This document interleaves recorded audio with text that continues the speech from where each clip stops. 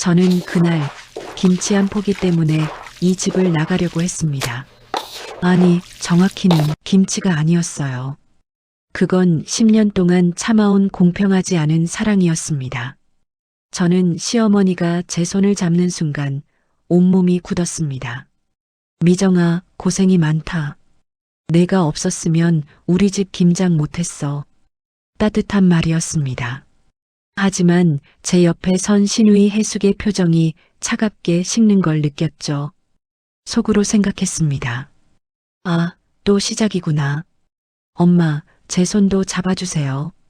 장난스러운 말투였지만 목소리엔 날이 서 있었어요. 너희들은 딸이잖니. 미정이는 남의 집 온 며느린데. 그 순간 저는 알았습니다. 이 집에서 가장 위험한 칭찬은 며느리를 향한 칭찬이라는 걸. 칭찬받을 때마다 뒤에서 차가워지는 시선.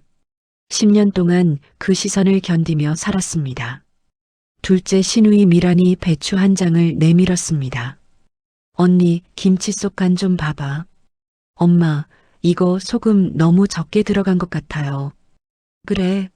미정아, 너도 한번 먹어봐. 저는 조심스럽게 맛을 봤습니다. 짠맛은 딱 적당했어요. 하지만 전 고개를 끄덕이며 말했습니다. 언니 말이 맞는 것 같아요. 이게 10년 동안 배운 처세술이었습니다. 내 생각은 접고 시누이들 편을 들어주는 것. 그래야 평화로우니까요.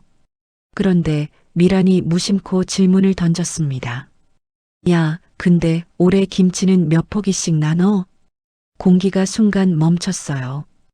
어머니가 배추를 다듬던 손을 멈추고 천천히 입을 열었습니다.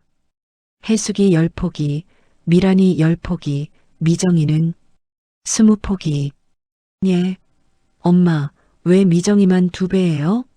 미정이는 남편하고 애들 먹여야 되잖아. 엄마, 저도 혼자 사는데 외롭다고요. 김치라도 많이 먹어야죠. 저는 배추를 다듬는 척하며 고개를 숙였습니다. 속으로 빌었어요. 제발, 이러지 말아요. 하지만 이미 공기는 차갑게 식어버렸습니다. 시누이들이 돌아간 뒤 저는 혼자 부엌을 정리했습니다. 설거지를 하는데 어머니가 내려오셨어요. 미정아, 아직도 안 잤어? 어머니, 물 드시려고요? 미안하다. 어머니의 목소리가 떨렸습니다. 낮에 해숙이가 그렇게 말해서 내가 속상했을 것 같아서. 아니에요. 언니들도 이해해요. 거짓말이었습니다. 전 아무것도 이해하지 못했어요. 왜 똑같은 자식인데 누구는 많이 받고 누구는 적게 받아야 하는지, 왜 며느리인 저만 항상 눈치를 봐야 하는지 이해할 수 없었습니다. 어머니가 올라가신 뒤 저는 부엌 서랍을 정리하다가 낡은 수첩 하나를 발견했습니다. 시아버지의 손글씨였어요. 2014년 11월 15일. 김장 소금은 2번 넣는다. 첫 번째는 배추를 믿고 두 번째는 사람을 믿는다. 순아, 사람도 김치처럼 익는 거야. 너무 빨리 판단하지 마. 저는 그 글씨를 보는 순간 눈물이 났습니다. 시아버지가 돌아가신 지 벌써 10년. 어머니는 혼자 이 집을 지켰고 저는 그걸 몰랐습니다. 어머니가 얼마나 외로웠을지, 얼마나 힘들게 3명의 자식과 며느리 사이에서 균형을 잡으려 했을지, 그걸 한 번도 생각해 본 적이 없었어요. 새벽 2시, 저는 어머니 방문 앞에 섰습니다. 노크를 했어요. 어머니, 주무세요? 응? 미정아? 문이 열렸습니다. 어머니는 안경을 쓴 채 뭔가를 쓰고 계셨어요. 이거, 뭐 하시는 거예요? 아, 이거, 김장 배분 계획표야. 책상 위엔 빼곡한 메모가 있었습니다.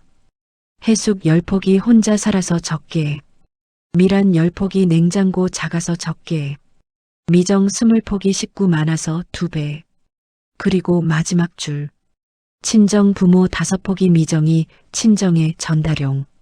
저는 그 마지막 줄을 보고 숨이 멎었습니다. 미정아, 너 친정 부모님 김치 못 해드리는 거 내가 알아. 그래서 매년 5포기는 따로 쌌어. 10년입니다. 10년 동안 어머니는 매년 김장할 때마다 제 친정 부모님 몫을 따로 챙겨주셨어요. 저는 한 번도 몰랐습니다. 그리고 감사하다는 말도 못했어요. 그런데 그 순간 엄마, 나 물 좀 해숙이 문을 열고 들어왔습니다. 그리고 책상 위 메모를 봤어요. 엄마, 이게 뭐예요? 친정 부모 5포기. 미정이 친정에 따로 줬어요? 해숙의 목소리가 떨렸습니다. 그럼 나는 왜 몰랐어요? 엄마는 늘 미정이 편이었어요. 늘. 그날 밤 10년 동안 쌓인 감정이 마침내 폭발했습니다. 다음 날 온 가족이 모였습니다. 다음 날 아침 거실. 온 가족이 모였습니다. 해숙과 미란, 남편 준호까지. 분위기는 차가웠어요. 엄마, 우리 제대로 얘기 좀 합시다. 미정이만 왜 특별 대우예요? 특별 대우가 아니라 필요한 만큼 준 거야. 필요한 만큼? 우리는 필요 없다고요? 미란도 가세했습니다. 엄마, 언니랑 저도 똑같이 10포기예요. 냉장고 크기로 사랑을 나눠요? 정적이 흘렀습니다. 저는 그 순간 이 집안의 균열이 얼마나 깊은지 알았어요. 그건 김치 몇 포기의 문제가 아니었습니다. 10년 동안, 아니 어쩌면 더 오래전부터 쌓여온 감정의 문제였어요. 그때 남편 준호가 입을 열었습니다. 엄마, 그리고 누나들. 한 가지만 말씀드릴게요. 저 작년에 수술했을 때 기억하세요? 그때 병원비 엄마가 500만 원 대주셨어요. 근데 누나들한테는 말 안 하셨죠. 해숙과 미란이 어머니를 쳐다봤습니다. 엄마, 그게 사실이에요? 그래. 어머니의 목소리는 작았지만 단호했습니다. 너희들한테 부담 주고 싶지 않아서. 어머니가 천천히 입을 열었습니다. 사실은 말이야. 너희 아버지 돌아가시고 나서 나는 너희들한테 공평하게 해주고 싶었어. 어머니의 눈에 눈물이 맺혔습니다. 근데 있잖아. 사람마다 필요한 게 다르더라고.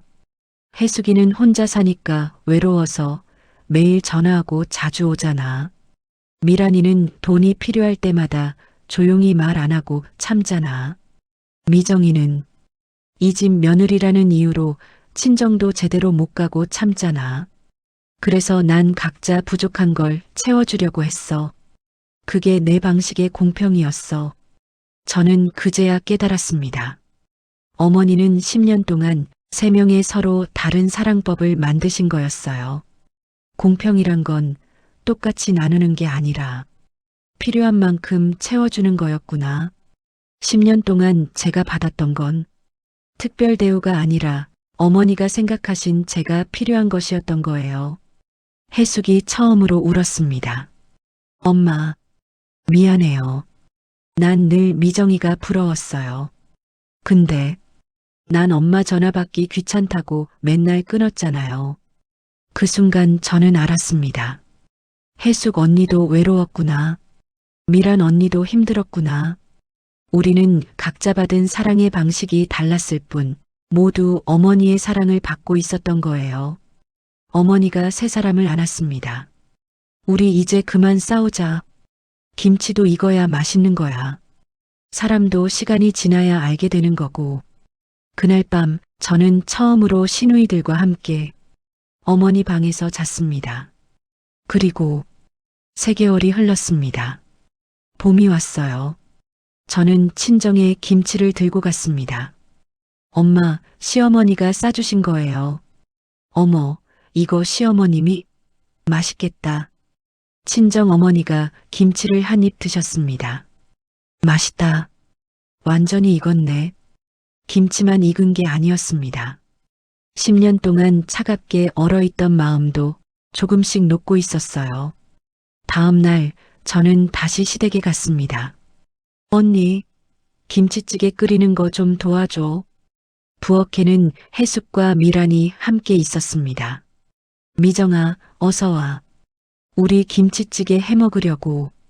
예전 같으면 어색했을 텐데, 이제는 자연스러웠어요.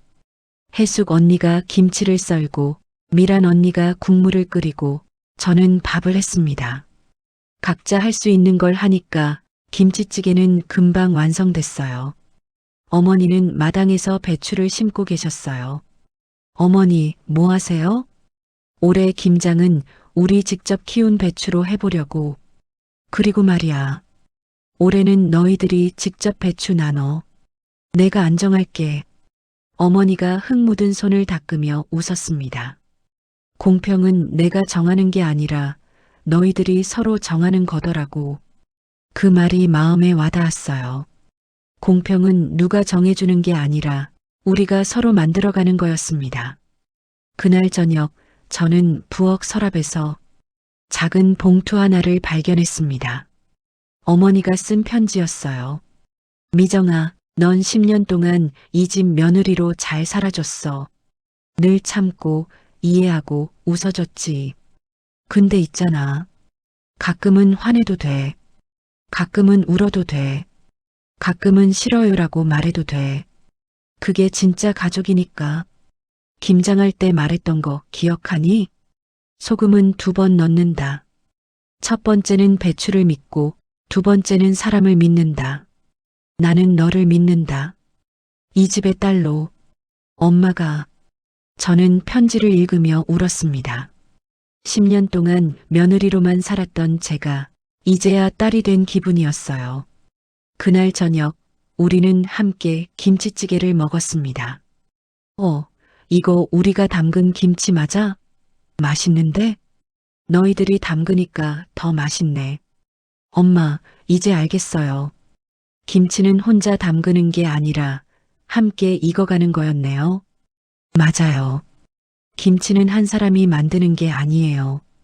배추를 키운 사람, 소금을 뿌린 사람, 버무린 사람, 기다린 사람. 모두가 함께 만들어가는 거예요. 가족도 마찬가지였습니다. 그날 밤 저는 마당에 나왔습니다. 어머니가 심은 배추 모종이 바람에 흔들렸어요. 가족이란 건 결국 서로의 짠맛을 견디며 익어가는 것. 누군가는 짜다고 느끼고 누군가는 싱겁다고 느끼지만 시간이 지나면 알게 돼요. 그 모든 맛이 모여서 한 가족이 된다는 걸. 소금 2번. 첫 번째는 배추를 믿고 두 번째는 사람을 믿는다. 저는 이제 이 집을 믿습니다. 이 사람들을 믿습니다. 그리고 제 자신도 믿습니다. 1년 후 우리는 다시 김장을 했습니다. 이번엔 누구 몫이 많은지 적은지 묻지 않았어요. 그냥 함께 담갔습니다. 배추를 씻고 소금을 뿌리고 양념을 버무리고 그리고 함께 익어갔습니다. 김치처럼, 가족처럼, 가족이란 함께 익어가기로 약속한 사람들입니다.